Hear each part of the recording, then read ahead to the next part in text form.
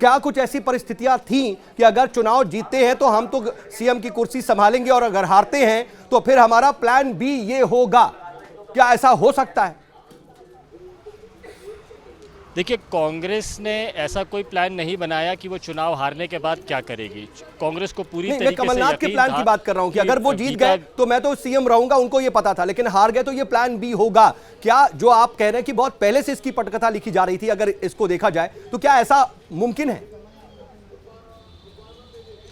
देखिए, जो चुनाव हारने के बाद में भी अगर उनको कोई रोल दिया जाता कमलनाथ को, तो वो भी नहीं दिया गया है।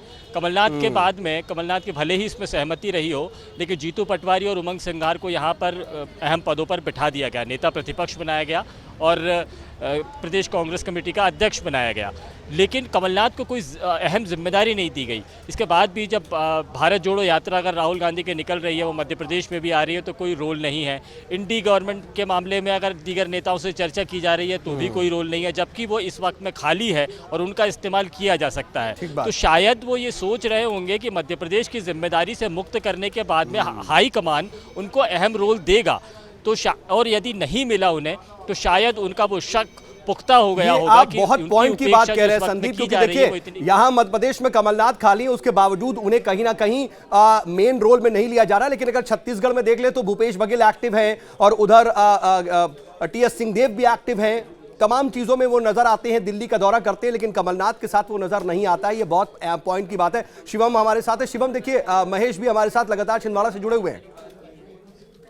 ऐसे में कमलनाथ का पार्टी छोड़ना छिंदवाड़ा के लिए, आप कह रहे हैं कि छिंदवाड़ा में कांग्रेस हो, भारतीय जनता पार्टी, उससे फर्क नहीं पड़ता, छिंदवाड़ा में कमलनाथ हैं इसी से फर्क पड़ता है। और छिंदवाड़ा में जो विकास हुआ और छिंदवाड़ा के जो मॉडल को मध्य प्रदेश में परोसा गया कि देखिए छिंदवाड़ा में इतनी सारी इंडस्ट्रीज कमलनाथ बाहर से लेके आए हैं, और वही एक वजह है जिसने कमलनाथ को ब्रांड बनाया।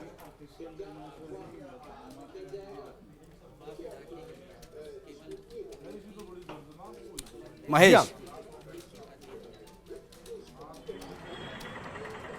जी, ये बात सही है कि छिंदवाड़ा में जो है कमलनाथ ने, उनका वजूद जो है वो चलता है और कमलनाथ के नाम से ही छिंदवाड़ा को जाना जाता है। चाहे वो किसी भी क्षेत्र की बात हो, राजनीतिक की बात हो, स्वास्थ्य की बात हो, शिक्षा की बात हो, नौकरी की बात हो, कमलनाथ का नाम जो है वो सबसे पहले लिया जाता है। और सबसे बड़ी बात यह है कि हजारों लोगों का इलाज वो निःशुल्क अपने पास से कराते हैं, हजारों लोगों को नौकरी उन्होंने अपने पास से दी है। आज की यदि स्थिति में हम देखें कि उन्होंने कांग्रेस में रहते हुए जितने काम किए हैं, क्या जब बीजेपी में वो चले जाएंगे तो क्या वो छिंदवाड़ा को उसी तरह से प्यार करेंगे, उसी तरह का वो स्नेह छिंदवाड़ा को देंगे और छिंदवाड़ा के लिए लड़ते रहेंगे? कहीं ना कहीं ये बात है, एक बार का वाकया है, 1600 करोड़ रुपए पूरे मध्य प्रदेश के लिए रोड के लिए आए थे, तो पूरा छिंदवाड़ा को उन्होंने 1600 करोड़ रुपए देकर के पूरे छिंदवाड़ा की सड़कों को उन्होंने विस्तारीकरण किया। ये निश्चित रूप से कहीं ना कहीं उनकी लड़ाई और उनके मेहनत का प्रयास होता है। और आज भी छिंदवाड़ा के लोगों के दिलो दिमाग में आज कमलनाथ का नाम रहता है, वो कांग्रेस का नाम नहीं रहता। शिवम, उसके साथ में एक सवाल आपसे जोड़ना चाह रहा हूं, क्योंकि देखिए आज जब कमलनाथ हाथ का साथ छोड़ रहे हैं तो कल का उनका बयान जो है वो बहुत ज्यादा चर्चा में है। कल वो छिंदवाड़ा में मौजूद थे, शुक्रवार को उन्होंने 42 साल का वक्त याद किया, छिंदवाड़ा में बताया कि कभी वो कैसे ओपन जीप में गुजरते थे, कभी यहाँ सड़क नहीं थी, 2-2 घंटे पैदल चलना पड़ता था। छिंदवाड़ा को लेकर के भी उन्होंने याद किया कि छिंदवाड़ा के बारे में जब हम कभी जाते थे बाहर देश में, कहते थे कि हम छिंदवाड़ा से हैं, तो लोग पूछते थे कि छिंदवाड़ा कहाँ का, कौन सा छिंदवाड़ा, लेकिन आज आप सीना ठोक कर कह सकते हैं छिंदवाड़ा। ये जो तमाम बातें हैं वो उस पूरे घटनाक्रम को बताइए कि कल जो उन्होंने किस कार्यक्रम में शिरकत की थी, क्या बयान दिया था, अगर आपको इसके बारे में पूरा मालूम है तो।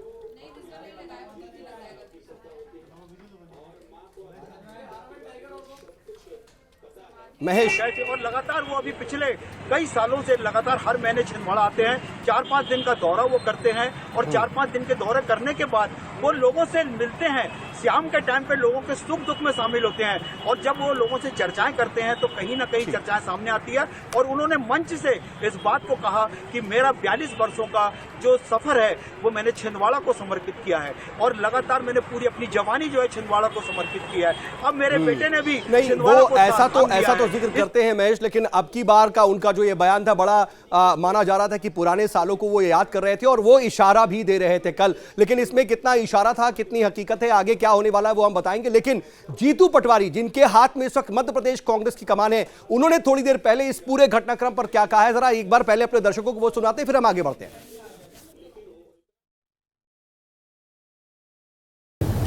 जो खबरें हैं निराधार हैं। कोई किसी प्रकार की वो भावना कभी सपने में आप सोच सकते हो कि इंदिरा जी का तीसरा बेटा कांग्रेस छोड़ सकता है?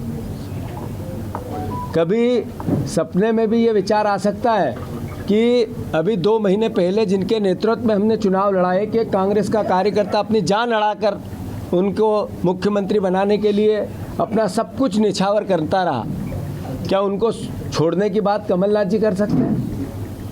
कभी सपने में भी आप सोच सकते हैं कि जब सिंधिया जी जा रहे थे, सरकार गिरा रहे थे, तब हमारे जैसे लोग पुलिस के और उनके गुंडों के डंडे खा रहे थे कमलनाथ जी को मुख्यमंत्री बनाने के लिए जगह जगह, वो हमें छोड़ के जा सकते हैं? कांग्रेस पार्टी को छोड़ के जा सकते हैं?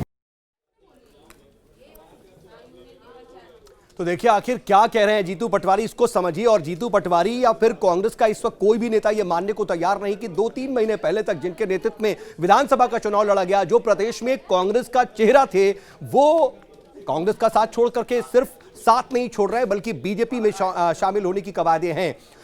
हमारे साथ लगातार हमारे सहयोगी जुड़े हुए हैं। संदीप भमरकर मौजूद हैं, महेश चाणक्य मौजूद हैं, शिवम भी मेरे साथ मौजूद हैं। शिवम, अगर हम इस आप मध्य प्रदेश के तमाम जो राजनीतिक घटनाक्रम है उसको आपकी भी नजर रहती है, अगर हम इस पूरी कवायद को देखें तो मध्य प्रदेश में अगर कमलनाथ के बिना मध्य प्रदेश कांग्रेस होती है तो क्या नजर आता है?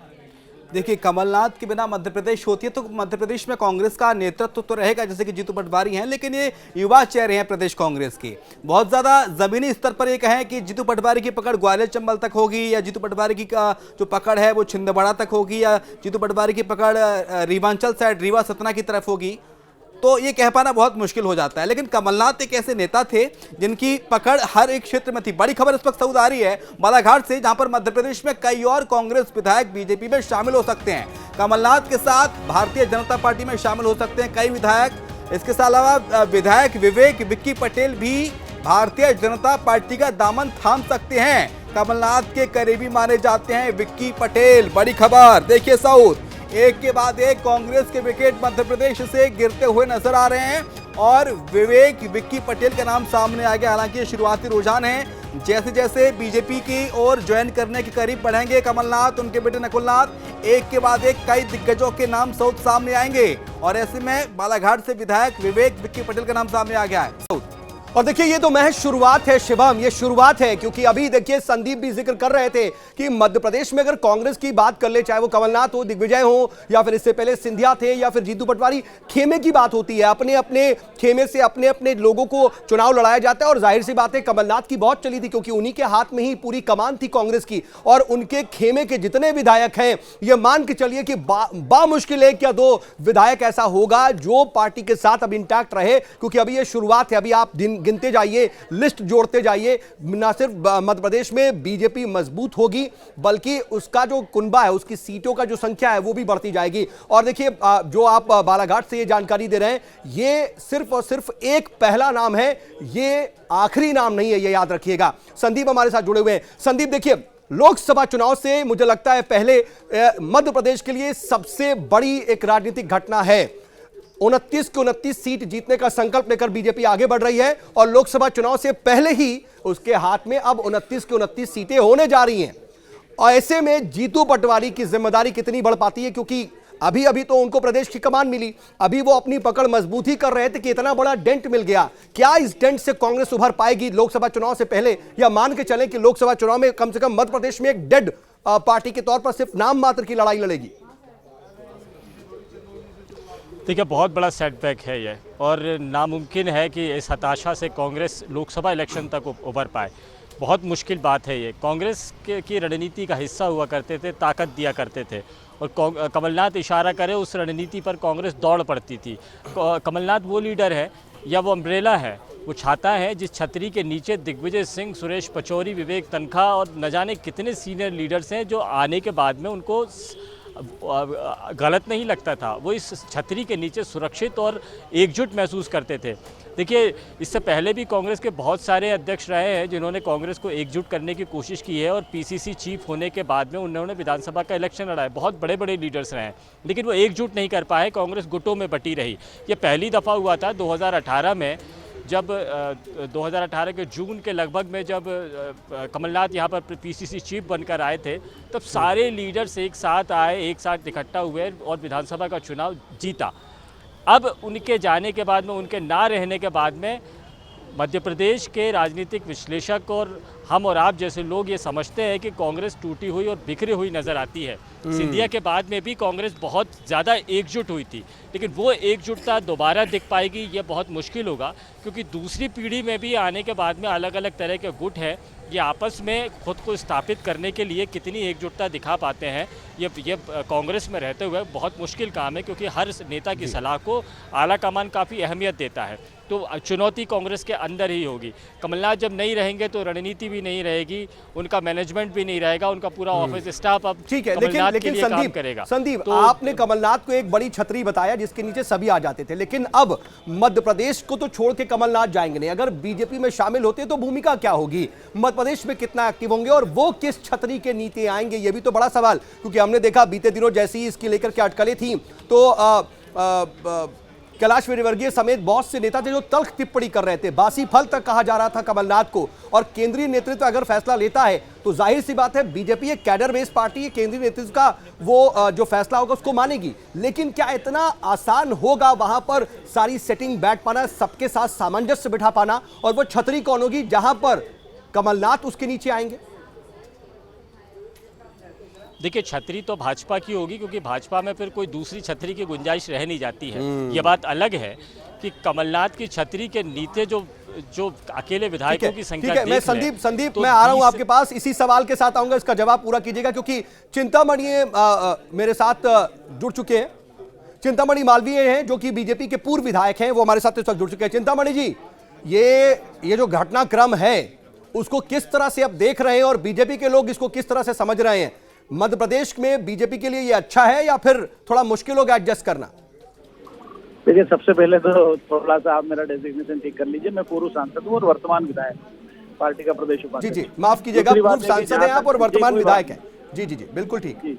जहाँ तक कमलनाथ जी के आने का विषय है, ये भारतीय जनता पार्टी के बजाय कांग्रेस को आत्ममंथन और आत्मचिंतन का ज्यादा विषय है कि क्यों उसके पास बड़े बड़े नेता भी छोड़ करके जा रहे हैं, क्यों कांग्रेस आज डूबता जहाज बन गई है, क्यों कांग्रेस जो है वो चारों तरफ से सिमटती जा रही है। उसके नेतृत्व के स्तर पर, विचारधारा के स्तर पर, नीति के स्तर पर, केडर के स्तर पर, निर्णयों के स्तर पर, प्रत्येक स्तर पर भाजपा के, कांग्रेस के नेताओं को भी और कांग्रेस के गांधी परिवार को भी ये सोचना होगा कि उनकी लीडरशिप कांग्रेस को खत्म कर रही है और अब खुलकर के कांग्रेस के लोगों को गांधी लीडरशिप पर प्रश्न उठाना बहुत आवश्यक है।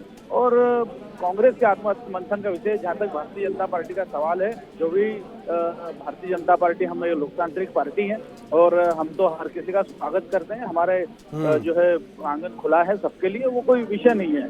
जो आएगा, जो सम्मान पार्टी दे सकती जरूर देगी, लेकिन ये भारतीय जनता पार्टी में आने या मध्य प्रदेश की राजनीति का भी सवाल नहीं है। इसका जो परिप्रेक्ष्य है वो पूरा अखिल भारतीय है। लेकिन मालवीय जी, अब जैसा आप लोग का दबाव कहिए या कुछ कहिए, कांग्रेस ने भी बदलाव देखा और गांधी परिवार से तो अलग जाकर के अपना अध्यक्ष बनाया है, फिर भी आप ये बात कह रहे हैं? देखिए, गांधी परिवार से अलग जाकर के केवल नाम के अध्यक्ष बनाए, पर उसके पास तो पावर कुछ नहीं। हम देखते हैं कि राहुल गांधी जी आते हैं वो खड़े हो जाते हैं, तो सोनिया गांधी जी आते हैं वो जब तक बैठते नहीं, जब तक वो बैठे नहीं। तो ये उन्होंने जो डमी अध्यक्ष बनाया बहुत अच्छी बात है, लेकिन उनके पास पावर क्या है? तो ये दिखावा किया। भाई, पहले तो जब लगा कि कांग्रेस की सरकार नहीं बन रही, तब उन्होंने कहा कि नहीं जो है क्या मल्लिकार्जुन खड़गे जी को हम प्रधानमंत्री पद का उम्मीदवार बनाएंगे। लेकिन यदि बहुमत आता है तो फिर खड़गे जी कहाँ, वो तो बहुत दूर की बात है। लेकिन फिर तो राहुल गांधी जी आ जाते।